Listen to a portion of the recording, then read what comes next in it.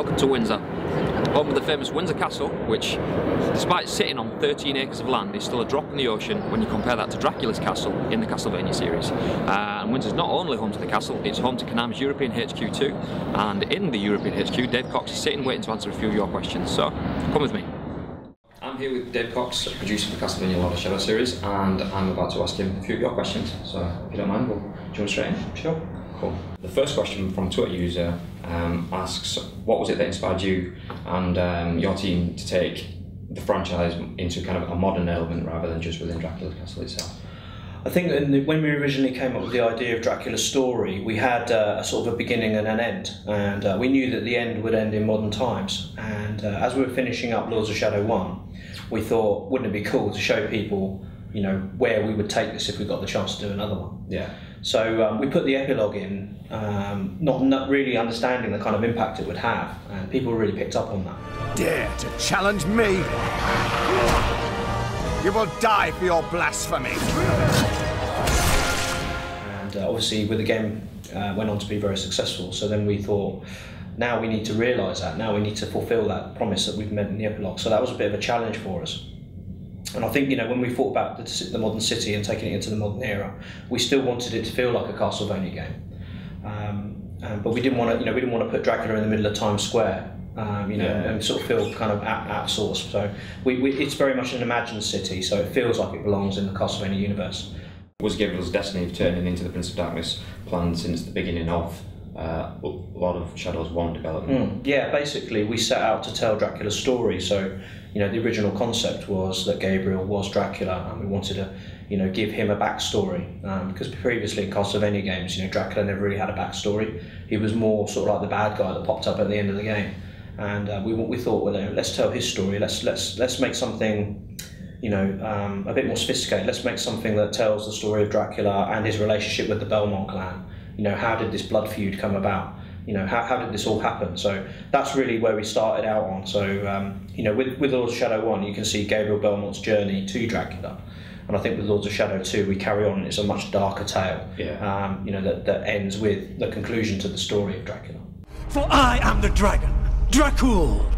I am the Prince of Darkness. That is my vengeance.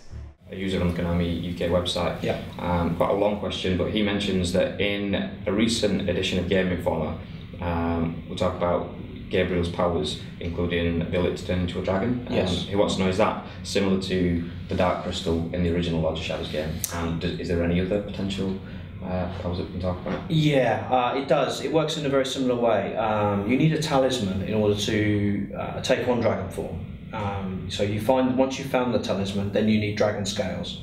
And dragon scales are something that you find by exploring the environment. And once you've got 5 dragon scales, then you can pull off dragon form. So it's something you can do all the time because it's very overpowered. It's a very powerful ability. Yeah.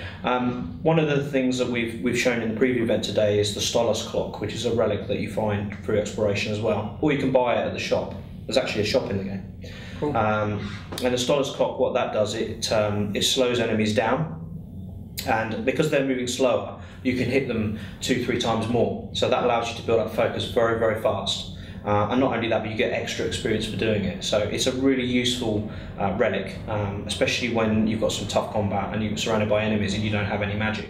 At Sonic Scepter from Twitter would like to know, I mean, we've just seen Zobek in the demo. He's obviously not going to be taking a narrative kind of angle in this game, so is there a lot more focus on emotive dialogue within the game? Yeah, the storyline obviously is something that we treat very seriously. Story in game is something that's, you know, something we're really interested in telling, and this story in particular, I think, has a very emotional pull.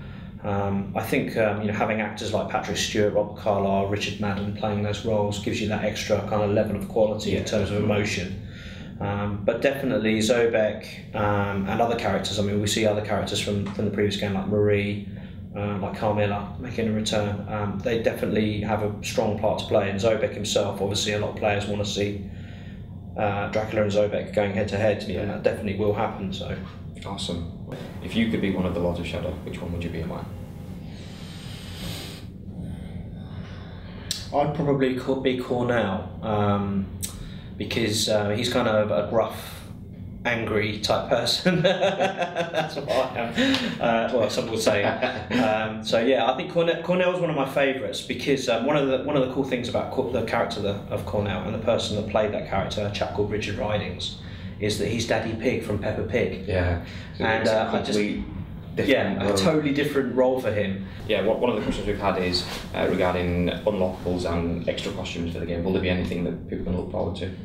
Absolutely, yeah. I think one of the things that this game has in abundance is secrets and items for players to find, and there's more emphasis on exploration and obviously more emphasis on items for players to look for. But we do have 2 additional costumes in the game. One is the Dark Dracula costume, and the other is the armoured costume, which is a complete reskin of the character. Yeah. They're available via pre-order, but they will be for sale later on as well. And the other thing that we have is the relic pack, and the relic pack is actually really useful because it allows you to change relics into other relics. So, for example, if you want a particular relic and you have something else, you're able to transmute it and turn it into that particular relic. Awesome. So it's really useful.